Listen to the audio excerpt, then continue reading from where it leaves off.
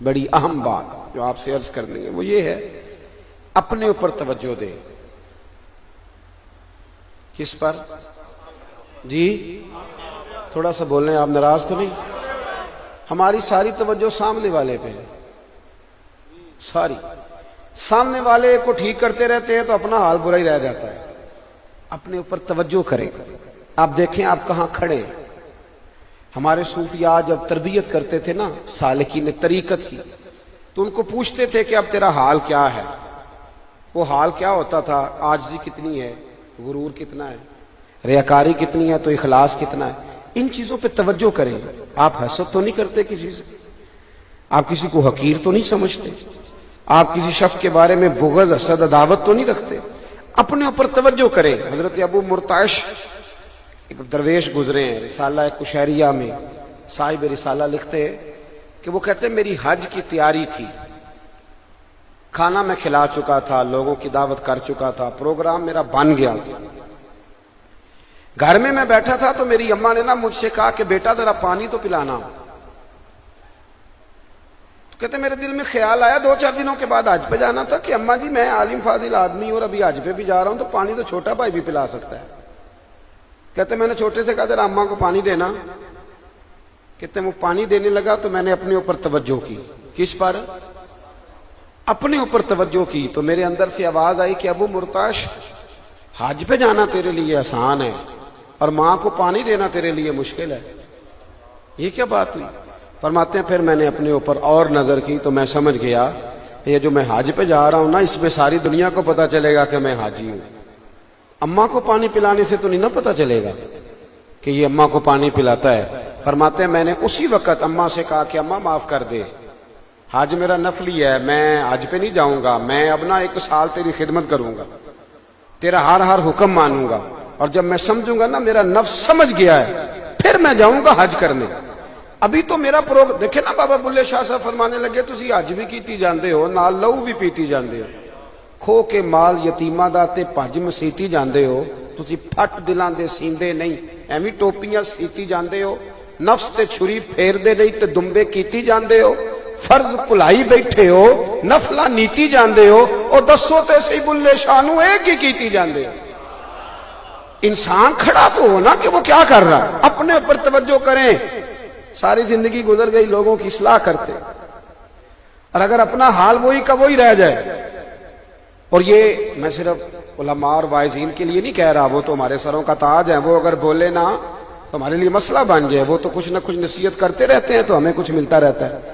میں آپ سے کہہ رہا ہوں اس لیے کہ آج کل ہر بندہ نصیحتیں کر رہا ہے لیکن کر سامنے والے کو رہا ہے، اپنے آپ کو نہیں کر رہا۔ اپنے آپ کو نصیحت کریں، اپنے آپ کو سمجھائیں، دیکھیں کہ آپ اس وقت کس معیار پر فائز ہیں۔ ایک حدیث سنیں اور اپنی بات ختم کروں۔ مسند امام احمد بن حنبل میں حضرت عمر فاروق کے صاحبزادے حضرت عبداللہ ابن عمر رضی اللہ تعالیٰ عنہ فرماتے ہیں کہ میں اور حضرت انس بن مالک دونوں نبی کریم علیہ السلام کی خدمت میں حاضر تھے تو دروازے پہ دستک ہوئی۔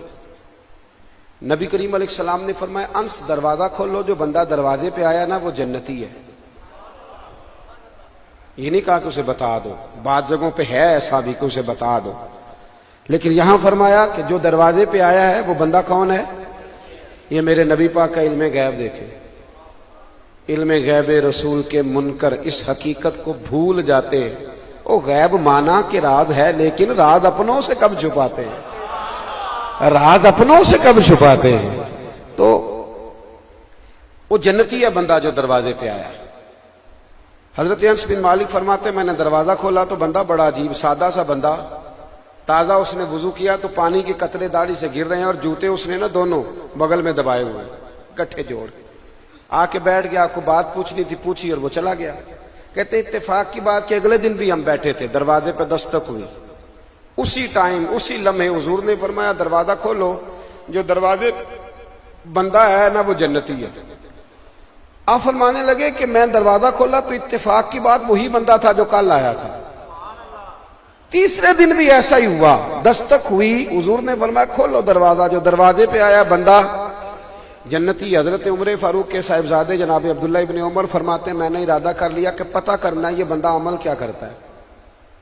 اب تو ہم یہی پتہ کرتے ہیں نا کاروبار کیا کرتا ہے، اچھے عمل کا پتہ ہم تو یہ دیکھتے ہیں کہ جس کا کام چل رہا ہے نا اس سے دکان خالی کراؤ خود ڈال لو، اس لیے کہ اس میں بڑے پیسے ہیں، یہ سارے کما گیا تو دکان میری تو یہ کہاں چلا گیا، خالی کراؤ الا ماشاءاللہ۔